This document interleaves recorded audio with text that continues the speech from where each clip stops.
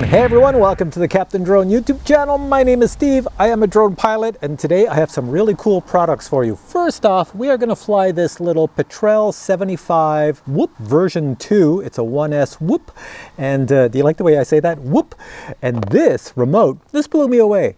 So when I got this, I also got the remote. This is called the C1. Again, by HGLRC. It's ELRS 3, well, ELRS 2.4, but version 3 on it, so it's the most modern. Same as this Whoop, it's ELRS version 3. And the two of these are a great combo. And this is not very expensive, and this is not very expensive, so you could buy both of them and have a great time. Let me tell you about them. Starting with our little Whoop. Comes in this nice little case. You get a few items, I'll show you in the unboxing, but right now I just want to show you the Whoop. It's a 1S, and when you buy a Whoop, that is 1S, well, the first thing you can do with a Whoop that's 1S is fly it indoors. This says right on the website, this is an indoor drone. Of course, it's analog. It's got brushless motors. It's under 250 grams. But I took it outdoors for a flight and it flies amazing. And I took it outdoors in the wind and it flies amazing. And it says it's not designed for that. Now, it doesn't come with any batteries, so you have to use your own batteries. The great thing is if you have batteries from like a Beta FPV with, you know, that little connector they have on the back, well, they will work with this connector, battery connector that's on the back of the quad.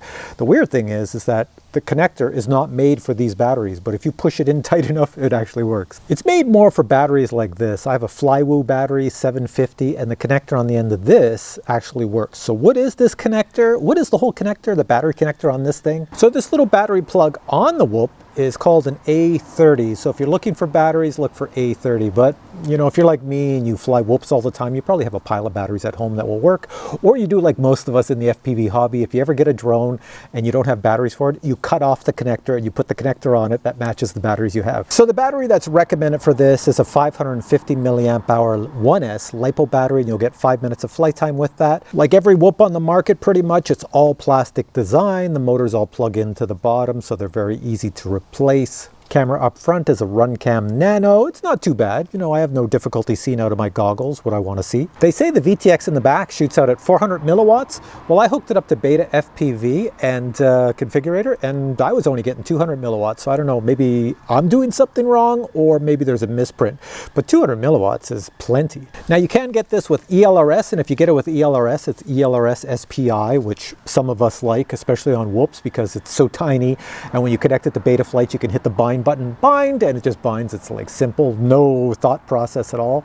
You can also get it with Crossfire as well. So being that it's Crossfire or ELRS, it is long range, but you're only getting 5 minutes flight time, so you can only fly 2.5 minutes one direction, then 2.5 minutes back. So I'm going to take this for a flight indoors and outdoors, but first I want to show you the remote. Now this is the C1 remote, and it's a full-featured remote. I say full-featured in that it has everything you need except display and voice. So without those two things, you might be a little disappointed, but the price reflects that. So you have your normal switches here, which are like push in, push out, you know, two-way switches.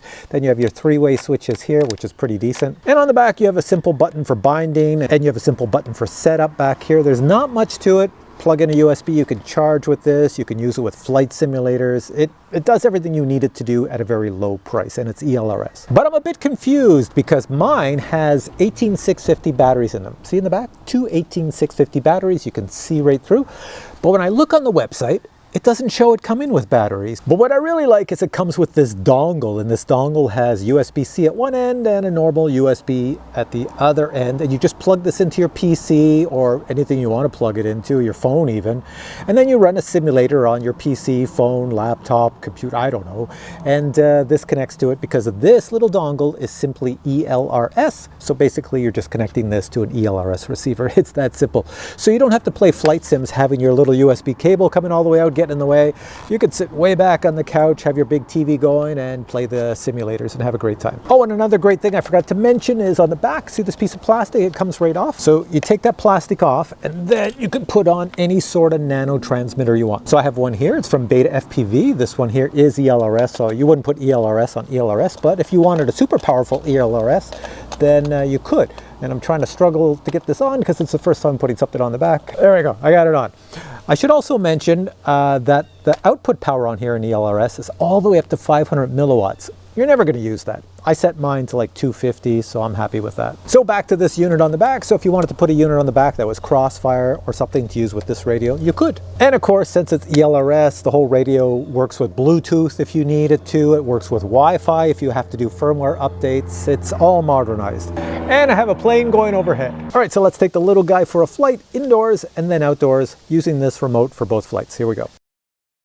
All right, time for an indoor flight. I have the Petrel 75mm V2, and you can see I have a 450 milliamp hour LiPo battery on the bottom, and we'll take it for a flight around my house. Now, over the years, I've flown many whoops indoors, and they all fly the same, so I expect this one to fly just as well. They're very good for indoor flights.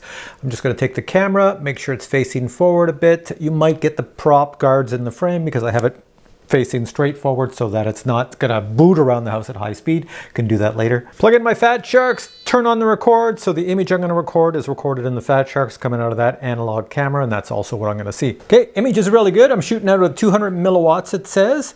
I'm in angle mode, I'll leave it in that arm. And here we go. Going through the house. This is the fun thing with whoops. They're so easy to fly. They're so predictable, reliable, everything. They don't catch you off guard, is I guess what I want to say. So you can fly really nice. Come on over to me over here. You can go around this way, go around my little studio light and me. Here, cameras. And back down the hallway. So no issues whatsoever. And you can go faster. I've got it, the camera pointing straight forward, but I could still boogie. We'll go the opposite direction here. There we are. I do have a very small house. Coming back, and I'll come over here through my messy kitchen and come back and land on the table in front of me. There we are. So that was the indoor flight. It flies exactly as I expected it to fly. Now let's take it outdoors. It is recommended to only fly this indoors, but I'm gonna take it outdoors on a bit of a windy day. Check this out. I'm out at my field about to fly some planes, but I thought I might want to take the Petrel 75 with this new C1 remote and take it for a flight and see how it does outside. It's a 1S swoop. It's not designed really for outdoors. There's a bit of wind today. We'll see how it does. For flight number one, I have a 550 milliamp hour LiPo battery 1S. Put you down here on the takeoff landing pad. I'm going to record the flight footage in my Fat Shark goggles. It's analog footage. Might not look that great, but at least you'll see what the drone sees and what I see. All right, let's put this in acro mode. So on the top right, it tells me the mode I'm flying in. Angle mode, horizon mode, air mode. That's what I want. Here we go. Air mode, first flight.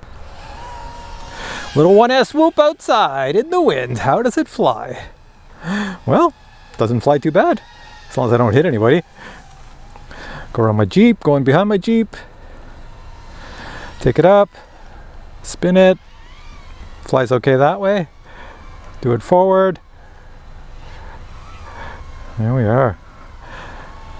It's not bad. I do get a little bit of a low battery as I give it some power to do flips and rolls, but other than that, it seems okay. So over here we have a few guys showing up at the field. We have Ron over here. And then we have Mark, and then there's me. The video footage that I see in my little analog goggles looks pretty good. There's Ron going out. See if I can chase him out to the field. Ron just ignores me. He knows I do this all the time. It's like a little mosquito. Don't swat the mosquito. All right, we're going to see. Oh, he's going to hand toss us. Okay, we'll catch him hand tossing it. There we go. Come on, Ron. There he goes. There's his plane. Nice takeoff. And I've lost it. Oh, it's in the horizon. Coming back. Here it comes back at us. You know. So this is pretty cool. This is a 1S little quad that the instruction manual says 100% designed for indoors, and here I am outdoors on a windy day, windy enough to hand toss planes, and I'm buzzing around, no issues. Matter of fact, I'm buzzing around. Oh, look at my voltage over on the bottom left, 3.2. That means land. Gotta land. You don't want to go below 3.4, so it means my battery's going to die at any moment, so I'm going to bring her down. Okay, let's pop over in front of me by my planes over here. There we are, right beside them. And hit the arm switch. Now the next thing I want to show you is the C1 remote with the dongle. It's pretty cool, so let me show you. We have our little dongle, and this is basically an ELRS receiver. So, all of you in the FPV hobby, you know that if you want to bind something to an ELRS receiver, one of the simplest things you can do is plug the power in 3 times. That will put the receiver in bind mode. So let's say I was plugging this into a USB device, I would plug it in once, twice, and the 3rd time leave it in. And when you leave it in, it goes into bind mode. And then you hit the bind button on here, and that's it, you're all set. So I have a little extension cable here. I'll plug it in if I get it the right way. There we go. Comes to life, little lights on it. It should automatically connect to this because this is on. So it means I should be able to play a video game, a simulator. So on your simulator, you would select something like input is a USB controller, which it is right here. And then a lot of people don't realize before you can fly in any flight sim, you usually have to calibrate your joysticks because it doesn't have a clue. The computer doesn't have a clue, or the flight sim, what controller you're using. So you just click on a calibrate button. You go through the whole calibration process. When you're done, you're done. Every simulation will be different. This is a very old simulator and I don't even know if it exists anymore. And then when you're all done, you can go fly. So look at this, no cable attached and I can fly.